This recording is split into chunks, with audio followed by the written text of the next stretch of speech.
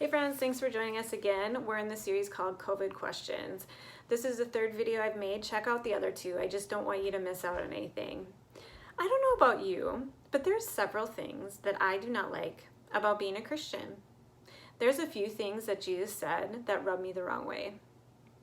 Some of his ways are difficult to follow. Some of his sayings are challenging to swallow. But there comes a point in our faith where we have to decide what is better. Is what Jesus has to offer better than what it costs to follow him? In the context of surrendering our why, I think it would sound a little bit more like this. Is knowing the answer to your why better than finding freedom in Christ and living out the fullness that God has to offer? When I look at that question in writing, it seems ridiculous. Of course we're going to choose freedom in Christ, but I didn't. I didn't for 16 years. And to be honest, most people around me don't either. So why is that? I believe that it's because we don't know what we're missing.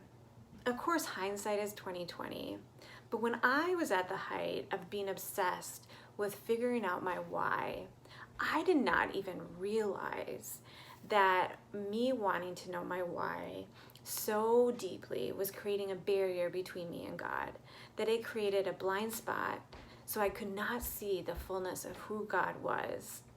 I really came to a place where I subconsciously believed that being a Christian was this long, hard journey that I was called to endure. And for some reason, along that journey, God put a target on my head where he was throwing darts of hardship my way. That even saying out loud, I'm like, that is an awful, awful way to view faith. But I accepted that. I accepted, I guess this is what faith looked like. But I was so wrong. I can't tell you too much being on the other side of surrendering my why. I can't tell you if he caused it or allowed it. That becomes a moot point to me. But what I can say 100% true, or that is 100% true, is that God makes good out of bad. So this whole time that I thought that God was throwing trials and hardships my way to build my character and to make me stronger, he wasn't. He was using those trials to bring me to a place of brokenness, because he knew that if I did not get to that place of brokenness, that I would never see that my why created a blind spot and that I wasn't seeing the fullness of who God was. He knew that what I had settled for was not what he had to offer. And I am so glad that he didn't give up. I'm so glad that he didn't give up, because now being on the other side of surrendering my why question honestly feels irrelevant.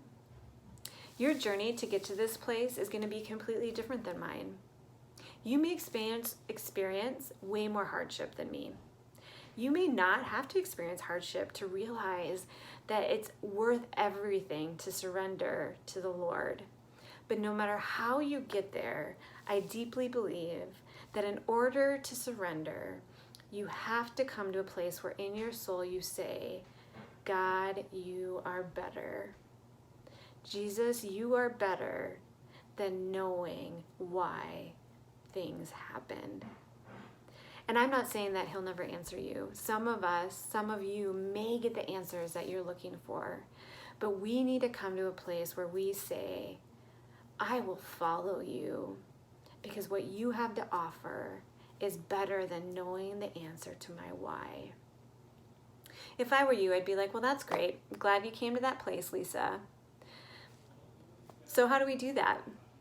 I would love to answer that. I thought you would never ask. I never want to be a communicator that throws out these great philosophical thoughts without bringing it down to real life.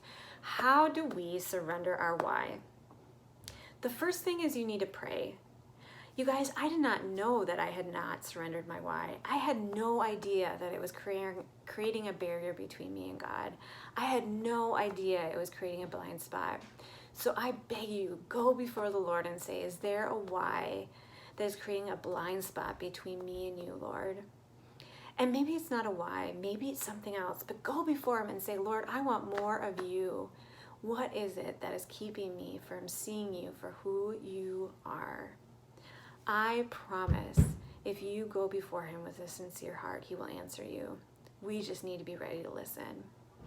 The second thing is to look for glimpses. Look for people in and around you that exemplify the fullness of Christ in them, that freedom that you long for. And you may have to go out of your way to be around them. Some of us have parents or spouses or even children that exemplify Christ to us, and we are lucky, but a lot of us have to go out of our way to find those glimpses of the freedom that we long for. I've been known to go up to people and to say, hey, you have something I don't have, but I would really like it. Can we have coffee? I have never been told no, ever.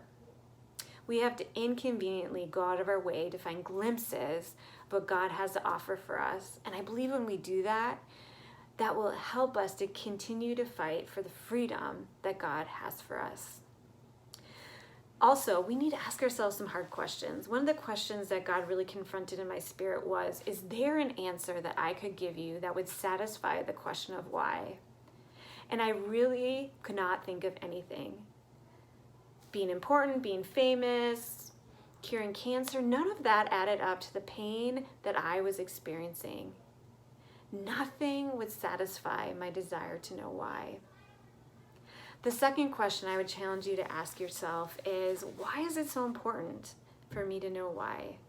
For me, it really felt like if I knew why, I could move on with my life and I could help make sense of things. So ask those questions to yourself, really dig in. Maybe you have more, but start there. Also, make a better than list. One thing is that this is a huge faith piece. All of this surrendering requires a lot of faith, but there's also some logic to it. So I encourage you to make a list. Make a list. So if I surrender my why, these are the benefits. If I don't surrender my why, this is the benefits. Make a better than list. What is better? What choice is better? There is logic to this. And lastly, cling to the fact that God is going to make good out of bad. We may never know why things happen to us, but we can stand firmly and anchor ourselves that God is going to make good out of our bad. You guys, the reason I write, the reason I communicate is because I want people to learn from my mistakes. So I encourage you, go before the Lord and pray and ask him to reveal your blind spots. Look for those glimpses. Go out of your way and inconvenience yourself to find those people that exemplify the freedom that you have access to. Ask yourself really hard questions. Start a better than list. And cling to the fact that God is going to make good out of bad. And if you continue to do those things, I really deeply believe that in the near future, that you are going to be able to say from deep down in your soul that Jesus, you are better. You are better than knowing why. And I can rest in that. I love being on this journey with you. Thank you so much. Please reach out. I would love to talk more with you. We are going to be better on the other side. We already are.